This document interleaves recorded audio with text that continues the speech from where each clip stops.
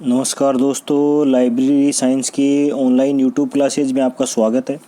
दोस्तों, गागर में सागर पार्ट अपना चालू है और लगभग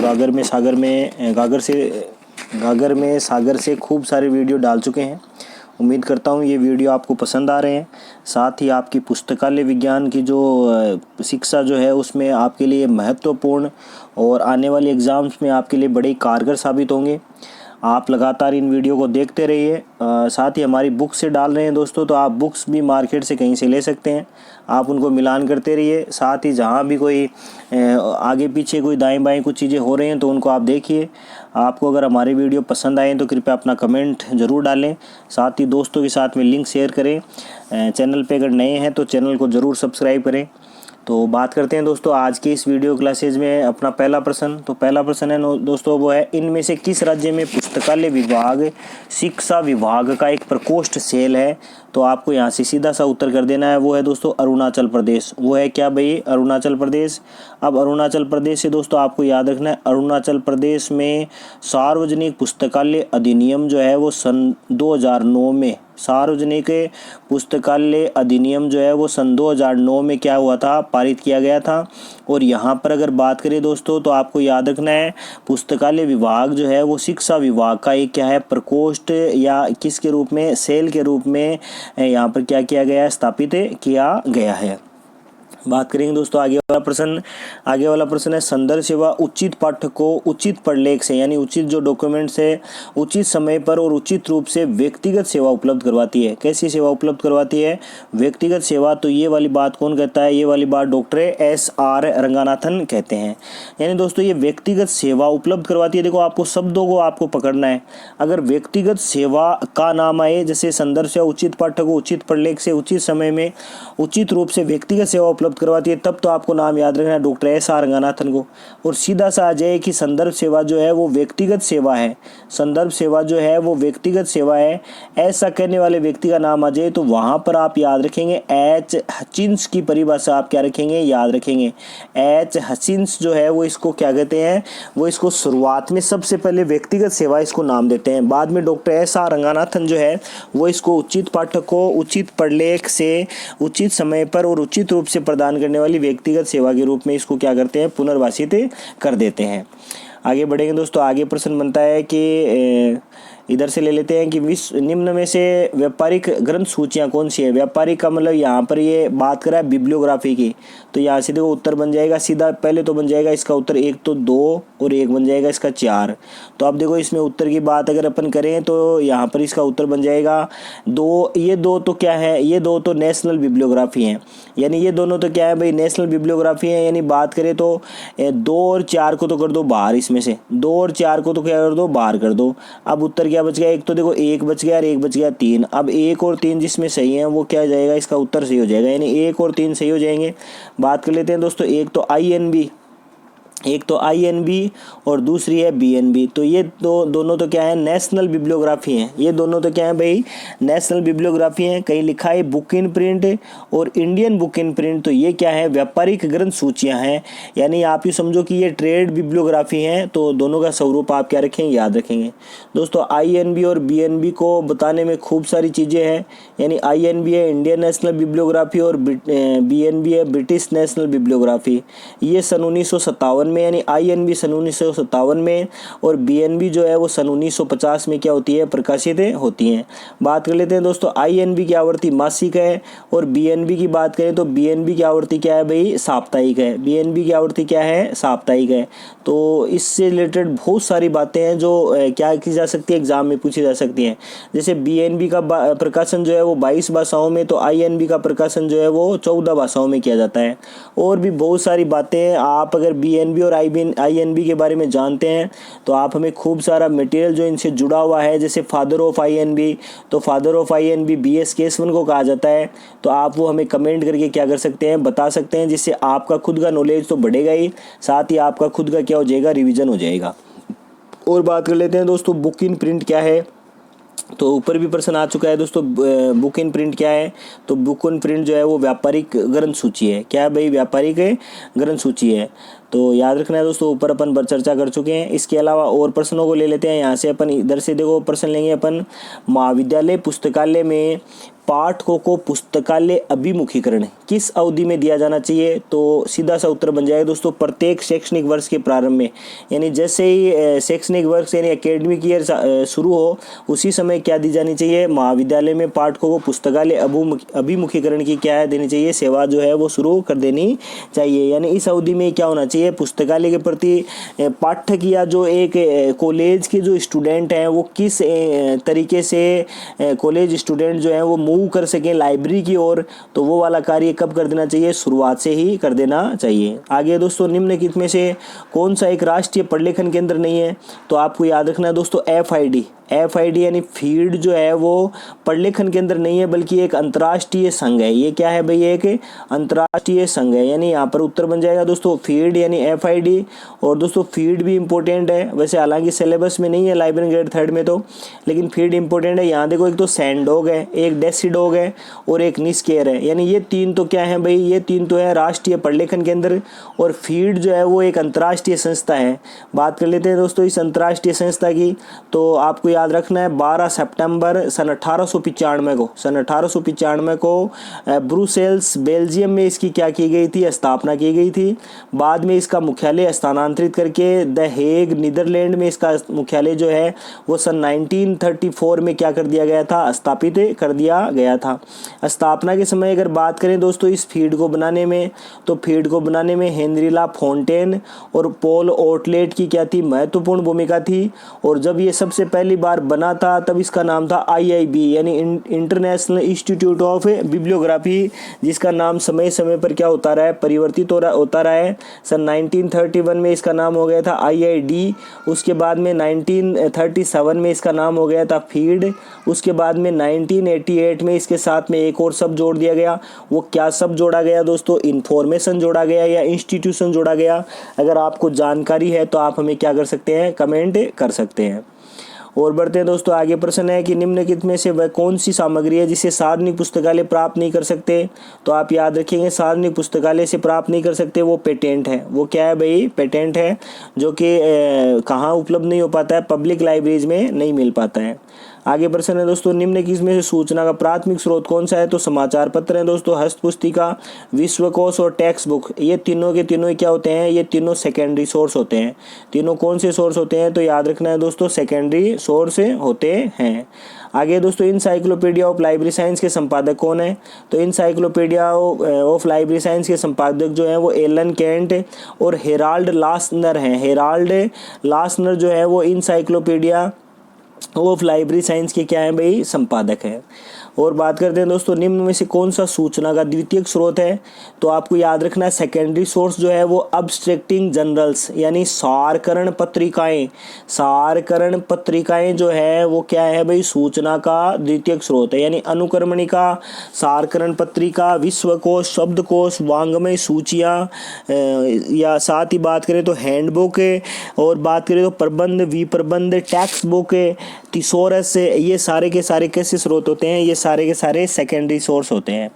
और बात करेंगे दोस्तों, और बढ़ जाते हैं अपने प्रश्नों की ओर। तो इधर से अपने पास कुछ एक प्रश्न और बनेंगे, वो बनेंगे सबसे पहले इधर से ले लेते हैं। इंसाइक्लोपीडिया ऑफ ब्रिटेनिका का कौन सा संस्करण न्यू इंसाइक्लोपीडिया ऑफ ब्रिटेनिका के नाम से प्रकाशित हुआ है? तो आप याद रखेंगे दोस्तों, ये हुआ है 15वां संस्करण। और 15वां संस्करण जो कि सन 1974 में क्या हुआ था? प्रकाशित किया गया था। किस नाम से प्रकाशित किया गया? तो इंसाइक्लोपीडिया ऑफ ब्रिटेनिका के नाम से प्रकाशित किया गया है। पूर्व के वीडियो में एक ऐसा वीडियो है दोस्तों जहाँ पर इंसाइक्लोपीडिया की खूब सारी जानकारी दी हुई है, और आने वाले टाइम में इंसाइक्लोपीडिया ऑफ ब्रिटेनिका का एक शानदार और लेटेस्ट वीडियो आपके लिए क्या कर देंगे? यूट्यूब पर अपलोड कर देंगे, तो वहाँ से भी आप इसको देख सकते हैं। और बढ़ जाते हैं दोस्तों, सामान्यतः छात्र, शिक्षक और शोधकर्ता निम्न में से किस प्रकार के पुस्तकालय के उपयोगकर्ता होते हैं? तो आपको याद रखना है शैक्षणिक लाइब्रेरी, बोले तो एकेडमिक लाइब्रेरी में क्या होते हैं? एकेडमिक लाइब्रेरी में उपस्थित रहते हैं। एकेडमिक लाइब्रेरी में क्या होते हैं? सामान्यतः छात्र, शिक्षक और शोधार्थी तीनों ही क्या होते हैं भाई? एकेडमिक लाइब्रेरी में होते हैं। इधर तो कुछ प्रश्न बचते हैं दोस्तों। यूनिवर्सिटीज हैंडबुक, यूनिवर्सिटीज हैंडबुक क्या है? तो आपको याद रखना है ये एक निर्देशिका है, यानी क्या है? एक डायरेक्टरी है। यूनिवर्सिटी यूनिवर्सिटीज़ हैंडबुक है, आप हमें कमेंट करके बता सकते हैं दोस्तों। यूनिवर्सिटी हैंडबुक का प्रकाशन कौन करता है? मैं आपको बता देता हूं दोस्तों, वही लोग यहाँ पर इसका आंसर बता पाएंगे जिनकी तैयारी बहुत ही शानदार है। तो यूनिवर्सिटी हैंडबुक का जहाँ भी विवरण आए वो एक निर्देशिका है, इसका प्रकाशन कौन करता है तो वो आप हमें कमेंट करके क्या कर सकते हैं, बता सकते हैं। आगे प्रश्न है दोस्तों, इंडिया ये रेफरेंस एनुअल ये क्या है? तो यहाँ पर देखो जो वार्षिक नाम लिखा हुआ है इसको आप वार्षिकी कर लीजिएगा, इसको आप क्या कर लीजिएगा, वार्षिकी कर लीजिएगा कि इंडिया ये रेफरेंस एनुअल क्या है। तो आपको याद रखना है इंडिया रेफरेंस एनुअल जो है वो क्या है भाई, वार्षिकी है। यानी ये प्रश्न 29 दिसंबर की जो एग्जाम थी उसमें पूछा गया था और यहाँ पर वार्षिक लिखा हुआ है दोस्तों, इसको क्या कर दीजिएगा आप, इस वार्षिक को आप वार्षिकी कर लीजिएगा। क्या कर लीजिएगा भाई, वार्षिकी कर लीजिएगा। आगे दोस्तों, निम्न में से कौन सा एक सूचना का प्राथमिक स्रोत है? तो ये भी आप याद रखिएगा, सूचना का प्राथमिक स्रोत जो है वो है रिसर्च जर्नल। वो क्या है भाई, रिसर्च जर्नल। यानी इसको आप हिंदी, तो आपको यहाँ से याद रखना है दोस्तों, रिसर्च जर्नल क्या है, यानी प्राथमिक स्रोत है। इसको बात करें हिंदी में दोस्तों तो ये हो जाएगा शोध पत्रिका।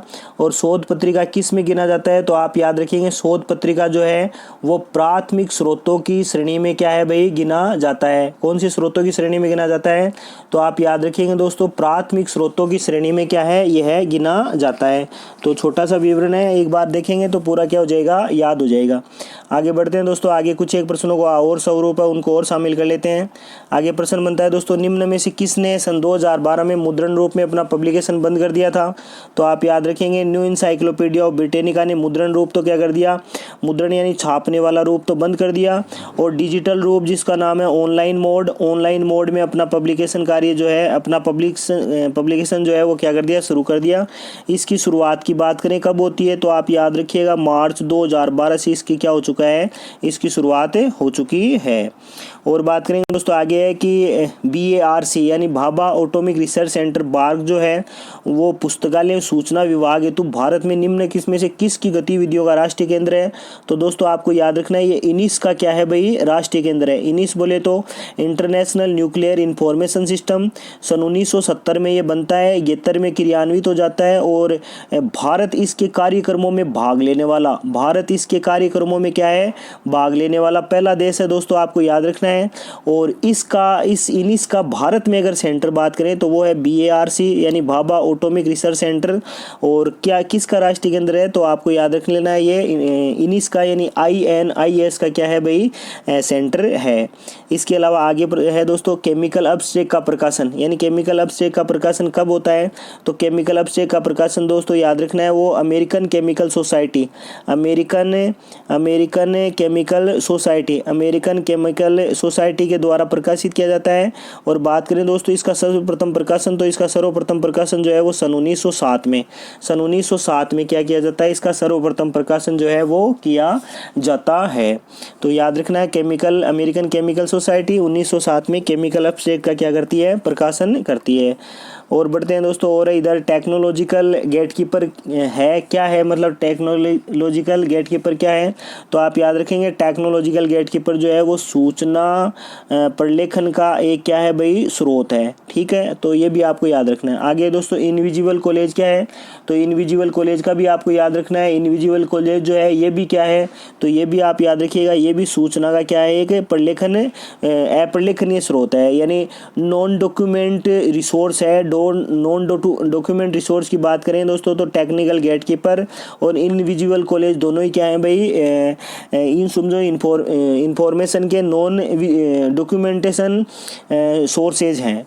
और बात करेंगे दोस्तों आगे प्रश्न है इंटरनेट क्या है? तो इंटरनेट जो है वो अप्रलेखनीय स्रोत है, अप्रलेखनीय क्या है, स्रोत है। तो ये भी आपको याद रखना है, यानी अप्रलेखनीय यानी डॉक्यूमेंट जो है वो सॉफ्ट कॉपी के रूप में क्या रहते हैं, उपलब्ध रहते हैं।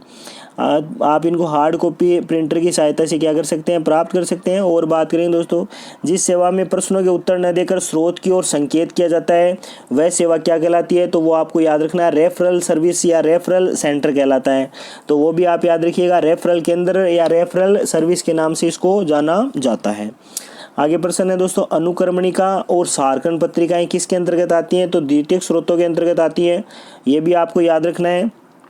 इसके अलावा 2 की इधर प्रश्न है कि बुक इन प्रिंट निम्न में से किससे रिलेटेड है, तो ये ट्रेड बिब्लियोग्राफी है, यानी हिंदी में बोले तो दोस्तों आपको याद रखना है व्यापारिक ग्रंथ सूची। व्यापारिक ग्रंथ सूची जो है, व्यापारिक ग्रंथ सूची जो है दोस्तों ये क्या है भाई, ट्रेड बिब्लियोग्राफी है। तो ये भी आपको क्या रखना है, याद रखना है। व्यापारिक ग्रंथ सूची यानी ट्रेड बिब्लियोग्राफी क्या है, बुक इन प्रिंट है। और है दोस्तों ग्रे लिटरेचर का अर्थ क्या है, यानी यहाँ पर ग्रे लिटरेचर से आपको याद रखना है कि वह साहित्य जो भविष्य में क्या किया जाना था भाई, प्रकाशित किया जाना था और वो क्या नहीं हो पाया। यानी यहाँ पर इसका उत्तर जो है दोस्तों वो आप थोड़ा सा बनाएंगे। इसका उत्तर जो है वो 4 लिखा हुआ है, इसका उत्तर आप बना लेंगे दोस्तों 3। यानी आप इसका उत्तर बनाएंगे वह साहित्य जो क्या है भाई, अर्ध प्रकाशित है। वह साहित्य जो क्या है भाई, अर्ध प्रकाशित है, वह क्या हो जाएगा भाई, ग्रे लिटरेचर हो जाएगा। यानी ऐसा साहित्य जो आधा अधूरा प्रकाशित किया गया है वो क्या है भाई, ग्रे लिटरेचर है। तो इसका आप उत्तर क्या बना लेंगे, 4 लिखा हुआ है, लेकिन आप इसको क्या बना लेंगे भाई, 3 बना लेंगे। ठीक है, थोड़ा सा ध्यान रखना है दोस्तों। कई बार क्या है, पूर्णतः ध्यान नहीं देने की वजह से कुछ एक चीज़ें क्या रह जाती हैं, आधी अधूरी सी रह जाती हैं। तो आप इसको थोड़ा सा क्या रखेंगे, ध्यान रखेंगे। आगे प्रश्न दोस्तों, सिलेक्टिव डेजर्मेशन ऑफ इंफॉर्मेशन यानी SDI के लिए निम्न में से किस को मेंटेन किया जाता है, तो वो भी आप याद रखिएगा। देखो किसकी प्रोफाइल बनाई जाती है यहाँ पर, तो आप याद रखिएगा यहाँ पर देखो एक तो डॉक्यूमेंट की फाइल बनाई जाती है और एक यूजर की प्रोफाइल बनाई जाती है। तो इसमें 3 और 4 जो है वो, तो इसका उत्तर क्या है, सही हो जाएगा 3 और 4 जो, यानी प्रलेख की प्रोफाइल यानी डॉक्यूमेंट की प्रोफाइल बनाई जाती है और यूजर प्रोफाइल बनाई जाती है। दोनों का मिलान किया जाता है, अधिसूचना भेजने का काम किया जाता है और करने का मतलब उसके बाद में उसे क्या है, चयनात्मक सूचना प्रसार सेवा जो है वो उसे प्रदान की जाती है। आगे है दोस्तों, क्यूबा के राष्ट्रपति का नाम किसकी सहायता से देखेंगे अपन, तो इंटरनेशनल हुजू के माध्यम से, इंटरनेशनल हुजू के माध्यम से अपन क्या करेंगे, क्यूबा के राष्ट्रपति का, इंटरनेशनल हुजू के नाम से अपन क्या करेंगे, क्यूबा के राष्ट्रपति का नाम देखेंगे। दोस्तों पूर्व के वीडियो में मेरा बताया हुआ है कि इंटरनेशनल हुजू का प्रकाशन कहाँ से किया जाता है, कब किया जाता है। अगर आप इसके बारे में जानकारी रखते हैं या पूर्व के वीडियो आपने भली भांति देखे हैं तो आप यहाँ पर अपने कमेंट कर सकते हैं और कमेंट के माध्यम से हमें क्या कर सकते हैं, उत्तर बता सकते हैं। आगे प्रश्न बनता है दोस्तों, प्रश्न है कि फीडबैक कौन सी सर्विस का भाग है, तो आपको याद रखना है फीडबैक जो है वो SDI का, फीडबैक जो है दोस्तों वो किसका पार्ट है, वो SDI का, यानी सेलेक्टिव डेजर्मेशन ऑफ इंफॉर्मेशन सर्विस जो HP लुहान के द्वारा सन 1961 में प्रस्तुत की गई थी। इसका एक पार्ट क्या है भाई, इसका एक भाग जो है, पार्ट जो है वो क्या है भाई, फीडबैक है। तो ये भी आप याद रखेंगे। आगे दोस्तों गजट सूचना प्रदान करता है, तो गजट जो है वो सरकारी घोषणाएं व सूचनाएं प्रदान करता है। दोस्तों यहाँ पर ही नाम आ जाता है, अगर गजट की जगह गजेटियर आ जाता तो इसका स्वरूप हो जाता अलग और ये हो जाता कोई भी भौगोलिक क्षेत्र या स्थान विशेष की जानकारी प्रदान करने का काम कौन करता है, गजेटियर। लेकिन यहाँ नाम क्या है दोस्तों, यहाँ नाम है गजट। तो आपको याद रखना गजट जो है वो सरकारी घोषणाएं और सूचनाएं प्रदान करने का क्या करते हैं, कार्य करते हैं। तो आप एक बार इनको देखेंगे सभी प्रश्नों को तो आसानी से ये प्रश्न क्या हो जाएंगे, आपको याद हो जाएंगे। जहाँ पर कहीं क्वेरी हो या आपको लगता हो कि मैं इन प्रश्नों को भली बात ही जानता हूँ तो आप क्या कर सकते हैं, हमें कमेंट कर सकते हैं। आप चैनल पे नए हैं तो आप चैनल का लिंक जो है वो दोस्तों के साथ शेयर कीजिए और चैनल को सब्सक्राइब कीजिए। एक नए वीडियो के साथ में दोबारा मिलेंगे, तब तक के लिए जय हिंद।